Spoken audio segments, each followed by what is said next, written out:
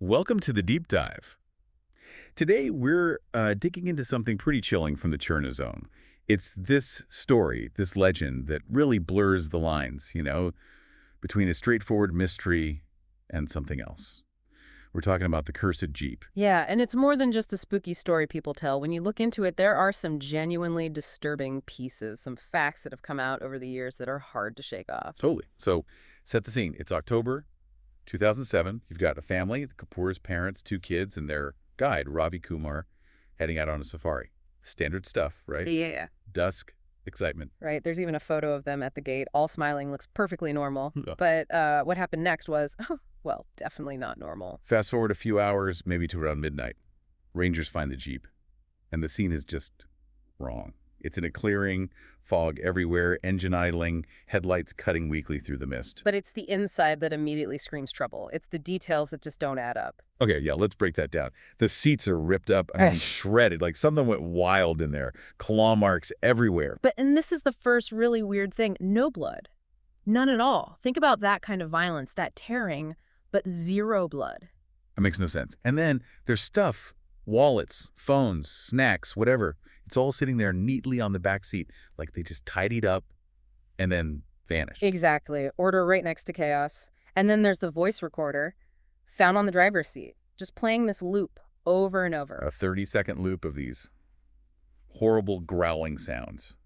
Guttural, deep. Yeah, and apparently it freaked out the search teams badly. Even the dogs wouldn't go near the Jeep. They just whimpered and backed off. Yeah. That tells you something, doesn't it? The whole atmosphere was just off. Sends a shiver down your spine. But okay, that's just the start. Because the Jeep didn't just stay put after that. No, In the years after, rangers started reporting seeing it again, usually in thick fog on these remote tracks where it shouldn't be. And this time, the engine's off. Silent. But the headlights, they're on, glowing this strange sort of orange light. And the sounds changed too, apparently. Rangers who got close enough heard growls again, but different, deeper. Almost like words trying to form, but not quite. Like something was, I don't know, evolving. Right. And then there's this one account from Ranger Vikram Joshi. He said he saw a figure in the backseat through the fog. Huge, he said. Shadowy. And the limbs were wrong. Twisted, unnatural angles. He shines his flashlight, right? Yeah. And the Jeep just vanishes. Gone. But then moments later, it reappears like 50 meters behind him, and now all the doors are hanging open. What do you even make of that? Is it just a lingering mystery or something genuinely paranormal going on? It definitely pushes you towards something more inexplicable, doesn't it? Especially with these repeated, increasingly weird sightings. For sure. And that original voice recorder, the one they found right at the start, the analysis on that is maybe even creepier. Oh, definitely. Wildlife sound experts looked at it, ran frequencies, and what they found was deeply unsettling.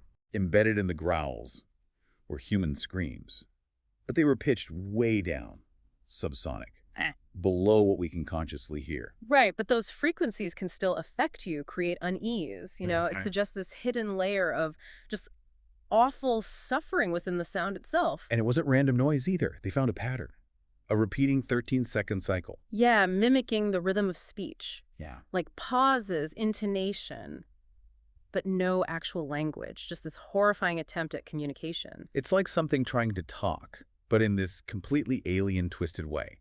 Connect that to the later reports, the growls getting more articulate. Yeah. It's a really disturbing progression. And don't forget the EMF bursts. The recorder was giving off these electromagnetic spikes. No natural reason for it, just adds to the whole anomalous picture. Then they brought in a linguist. This poor linguist studies the spectrograms, the visual sound patterns. He basically quits. Said whatever made those sounds wasn't speaking any known language. Not modern, not ancient, just something older. Older? What does that even imply? Yeah. Something primordial, something outside our understanding. Exactly. It really shifts the whole thing from a tragic mystery into potentially something ancient and maybe not friendly. So by around 2015, things escalate again. The Jeep isn't just appearing anymore. It seems to be moving on its own. Yeah, reports started coming in of it showing up in places with no roads. Like, how did it even get there? No tracks? Nothing. And the way it materializes in fog, can you imagine? Driving along, can barely see a thing, and boom, there it is. And the headlights dimming as you get closer, like it knows you're there, it's reacting. That's not just an abandoned truck. Then there's the photos. People actually manage to snap pictures of it sometimes. But the photos came out wrong. Blurred faces in the windows that weren't there when they took the shot? Claw marks appearing on the photo that weren't on the actual Jeep? It's like the Jeep itself, or whatever's in it, is messing with the evidence, projecting these things. Super weird. Adds this whole surreal layer, doesn't it? Resisting being documented normally. Okay, but the peak of all this weirdness Yeah. has to be the towing incident. Right. Some paranormal investigators actually managed to haul it away, towed it to a garage, locked it up tight, bolted from the inside. Secure. They come back the next morning. Garage is still locked solid, untouched. But the Jeep, gone, vanished from inside a locked room. How? No logical answer. Yeah. That's not even the kicker. No, the kicker was scratched into the concrete floor. 3 words in Hindi. We were hungry. Chilling. Just absolutely chilling. Suddenly there's a motive, a predatory intent that was only hinted at before. Which brings us to this local Tharu tribesman, an elder. He offered an explanation rooted in local lore. And it connects back to 2006. He said that specific Jeep was used to kill a black leopard, deliberately, for sport. Not self-defense, just callous killing. And the leopard was a mother. Her cubs died afterwards. So the narrative becomes one of vengeance, a powerful spirit born from that suffering and injustice attaching itself to the Jeep. And get this, he pointed out the claw marks inside the Jeep, the shredded seats. He said they came from the inside out, like something was trapped in there, clawing its way, well, not out, but marking its territory from within. His final words were just ominous. She's in there, and she's learning. Learning. That implies consciousness, development, a growing threat. It's not just a static haunting. So, okay, given all that, what if you actually encounter this thing? The tribesman offers some pretty specific advice. Survival tips, basically. Yeah, let's cover those. First, what you should do. See the Jeep, immediately kill your engine, turn off all your lights. Right. The idea is movement and light attract it. So go dark, go silent. Next, and this is play a recording of a leopard's territorial growl. Phone, whatever you have. The thinking is it might confuse the spirit, trigger some instinct, make it think another leopard is challenging it, maybe deter it. Worth a try, I guess. And then, as you back away, slowly, cautiously, throw salt or iron nails behind you. Classic folklore protection against bad spirits, right? Found in lots of cultures. Again, no guarantees, but it's the advice given. Now, the don'ts. These are maybe even more important. First, if the Jeep doors are open, do not look inside. Under any circumstances. The warning is stark. Look inside and you see what happened at the Kapoors. You don't want that. Absolutely not. Yeah. Second, listen. If you hear a child's voice calling for help near the Jeep, ignore it. Do not approach. Classic lure. A trap. Used by nasty entities in folklore worldwide to draw people in. Don't fall for it. And the last don't is very physical. Do not touch the claw marks on the Jeep. People who have, presumably before they knew better, reported their skin blistering, like touching something intensely hot.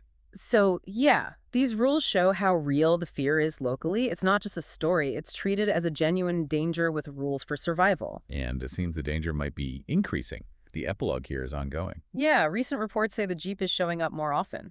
And closer to tourist camps in Jhirna, getting bolder. Trail cams have apparently caught it, parked right next to tents at 3:33 a.m. Which is, you know, that symbolic time often linked to weird stuff adds another layer of creepiness. And the license plate. This is new, too. It's corroding, peeling away. And underneath, the Hindi script for Demon 1 is being revealed. Like the curse is literally etching itself onto the metal. Which leads to the final, most urgent warning. If you're in Jhirna Zone and your car radio suddenly goes to static, filled with those growls. Get out of your vehicle immediately. Don't think. Just go. Run. Get away. Because the chilling implication is she's learning to hunt in new metal. The spirit isn't tied just to the original Jeep anymore. It can potentially move, adapt, corrupt other machines. That changes everything. The threat isn't contained, it's evolving. Terrifying potential, really. An adaptable, vengeful intelligence. So wrapping this up, Yeah. it leaves you thinking, doesn't it? What does it actually mean for a spirit accursed to learn, to adapt like that? Are there limits? What happens when this kind of ancient vengeance gets tangled up with our modern technology? Yeah, that's the question that lingers. How far can it go? Definitely something to mull over.